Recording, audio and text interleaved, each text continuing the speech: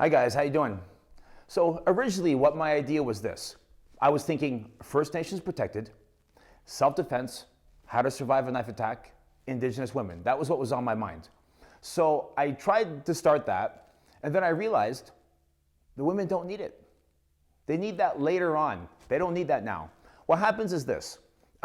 Once a woman survives some sort of sexual violence, intimate partner violence, family violence, sex worker violence, some sort of situation that happens that's violent, and then she needs to recover from it, what happens is police detectives, Ontario Court of Justice, victim impact statement, photographic evidence, medical release form, family doctor, referral to psychiatrist, psychiatrist diagnosed PTSD, referral and application for Ontario Disability Support Program, counseling, women's groups, healing, court dates, Crown attorneys, prosecutors, Old City Hall.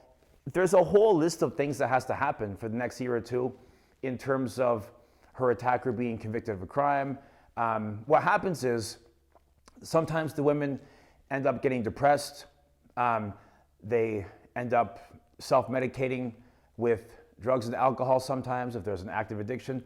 If there was a mental health diagnosed illness with antipsychotic medications or some sort of antidepressant medication, if you mix that with drugs and alcohol, that doesn't work out too good. So what happens is the damage the women experience from surviving an attack makes their housing and employment unstable. If the woman's damaged and she's depressed, she ends up losing her job. What if she was living with a boyfriend and violence happened? Maybe they're both not living at that residence anymore. So what I realized was my idea that I wanted to teach Native women self-defense taught me that what they need more, what they need most urgently, is stable housing. So what's on my mind is lack of affordable housing, income inequality, the wealth gap, the difference between rich and poor in Toronto. What are people earning with jobs, and how much does rent cost?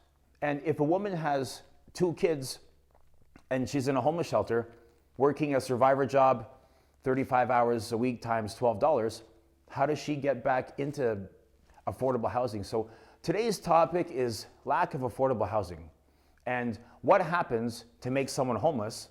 And once someone is in a temporary homeless situation, how do Indigenous peoples become housed again? And it's not just women, it's also the men.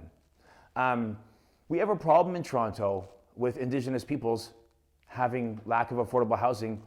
And once you end up couch surfing, that goes bad, and then that becomes shelter. And then once you're in a shelter, they're overcrowded. It just, I'm thinking, I don't have an answer to the problem, but I want to say that I'm thinking about the problem. And I talk to people when I go places, and I ask people, what do you think about this?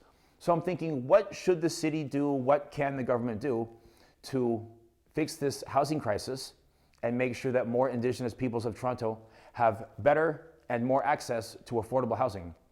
So this is what I'm thinking about right now. So I'm gonna make a little video and I want you guys to think about it.